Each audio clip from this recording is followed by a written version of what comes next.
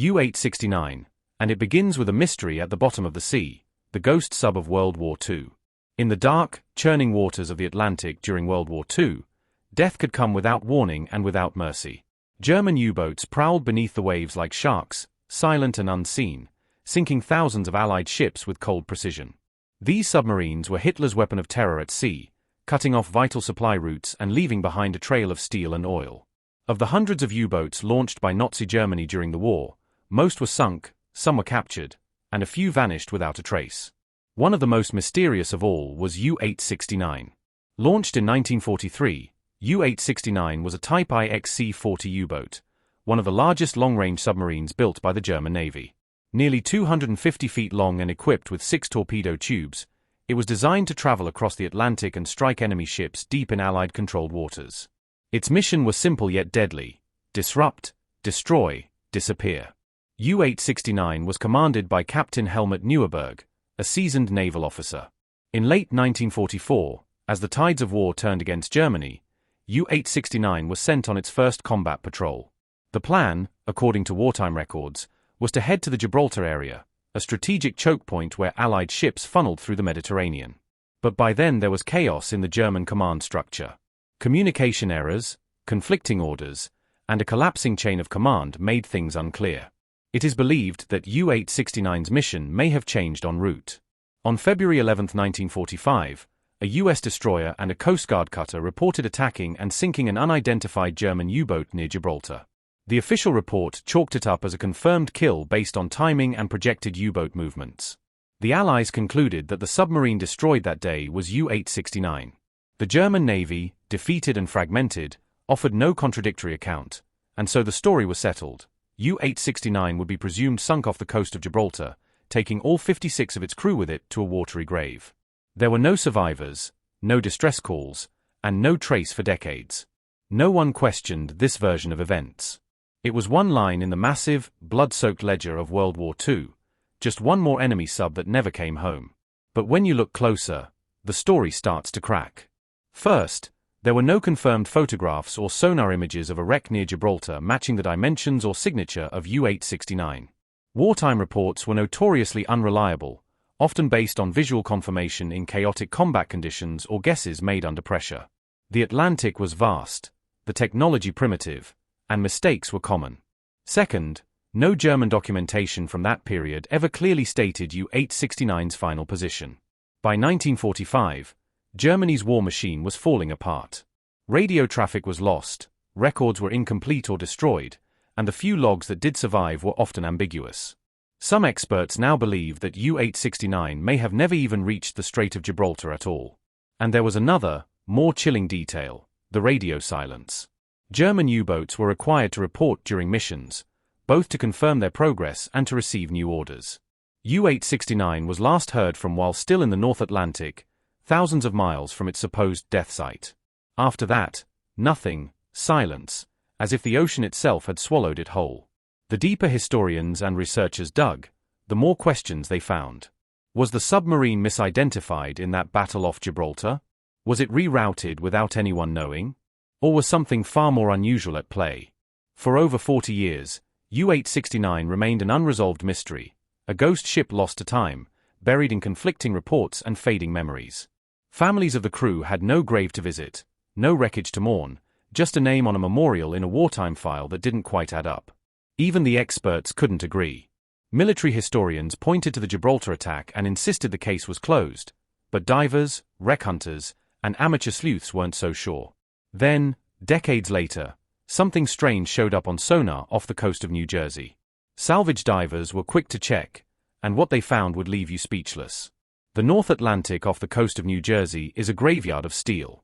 Beneath the waves lie hundreds of wrecks, victims of storms, collisions, and wars. For local divers, it's both a playground and a puzzle. But in the summer of 1991, a group of wreck divers found something unlike anything they'd ever seen. At the time, John Chatterton, Richie Kohler, and a small team of experienced Northeast divers were searching for unidentified wrecks using side-scan sonar. The waters off the coast were notoriously dangerous: strong currents, low visibility, deep dives. These were not casual descents. This was technical diving, high-risk exploration that demanded planning, precision, and nerves of steel. Roughly 60 miles off the coast of Point Pleasant, New Jersey, at a depth of 230 feet, their sonar lit up with an image. It was a long, narrow object, torpedo-shaped, lying on the ocean floor, something man-made, something old. But what? Curiosity turned to obsession when they made their first dive on the wreck. Visibility was terrible, barely a few feet. The cold bit through their suits. The structure was partially buried in sand and tangled in decades of fishing nets. A few passes around confirmed the obvious. This was a submarine, a big one, and it wasn't supposed to be there. They couldn't see any hull numbers or markings at first. There was no nameplate, no plaque, no flags, nothing that would say what vessel this was. The structure was badly damaged, its conning tower partially collapsed and its outer hull cracked. It was rusting slowly into oblivion. Was it American, Russian, German? No one knew. And that's when the divers gave it a nickname, U-Hoo. U-Hoo was a riddle that challenged logic. No known World War-era submarine had been recorded as lost anywhere near this location, and yet here it was, resting silently beneath the waves for nearly half a century. The dive team began a series of return expeditions. These were not quick dives. They required trimix gas blends, careful decompression stops, and meticulous planning. The risks were extreme. Divers could suffer from nitrogen narcosis, oxygen toxicity, or worse of all, the bends. But every dive brought back new clues. Inside the wreck, they found German gauges labeled in metric units, pipes, valves, and instrumentation. It was clearly a German U-boat. But which one? They retrieved small items, plates, bowls, bits of equipment, some marked with the eagle insignia, but nothing definitive. The turning point came when they discovered a button knife, tarnished but intact, engraved with the name Hornberg. Not a model number, a man's name. Using naval records and crew lists, the divers traced the name to a real person, crewman George Hornberg, listed as having served on U-869. The divers kept digging, both underwater and in archives. On a later dive, they recovered valve manifolds and diesel engine parts with serial numbers. They traced these numbers to shipyard records from Deskamag AG Weser, the German company that built U-869. The pieces matched. They had done it. Against all odds, these civilian divers had identified the mystery wreck. In 1997, 6 years after the first dive, the United States Navy officially acknowledged that the submarine wreck off New Jersey was indeed U-869. The implications were massive. U-869 had not been sunk near Gibraltar, as U.S. military records had claimed since 1945.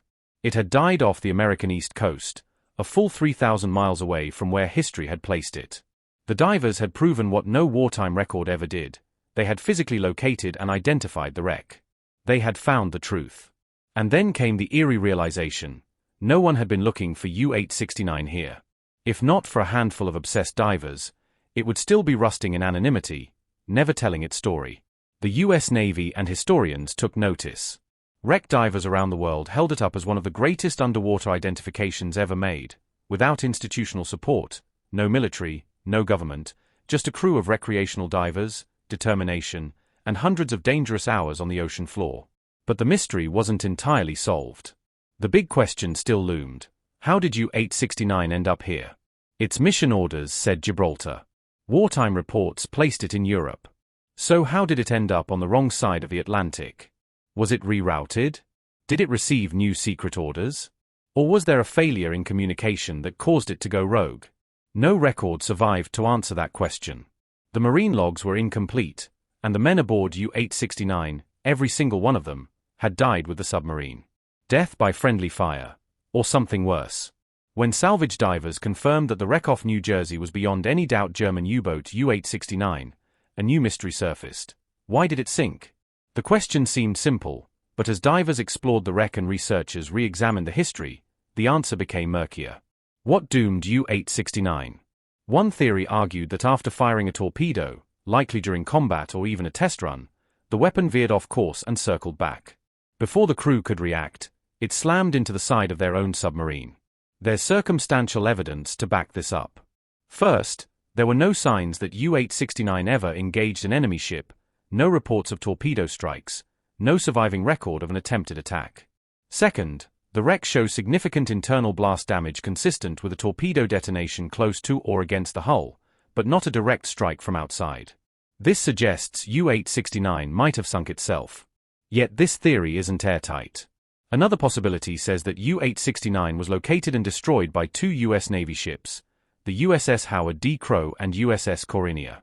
According to this version, on February 11, 1945, the two vessels detected a submarine in the area, possibly through sonar or hydrophones. They launched a coordinated depth charge attack. After the war, this engagement was credited as the successful sinking of an unidentified U-boat, later believed to be U-869.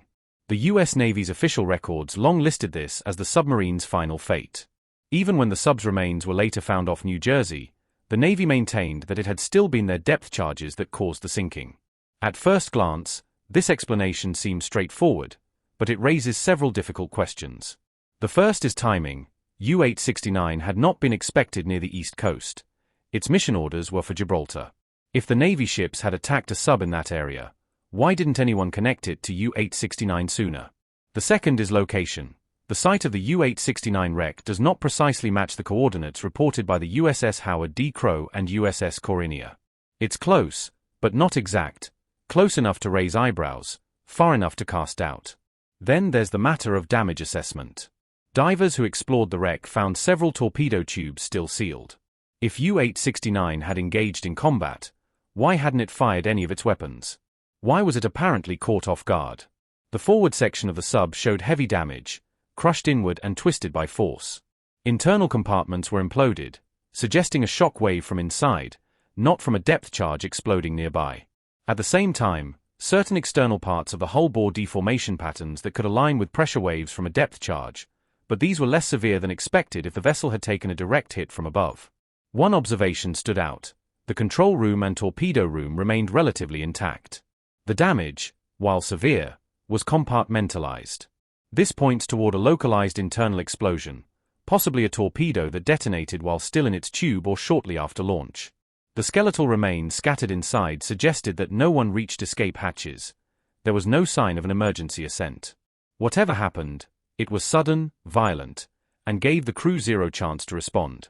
Military records from the time are inconsistent, and the submarine allegedly sunk by American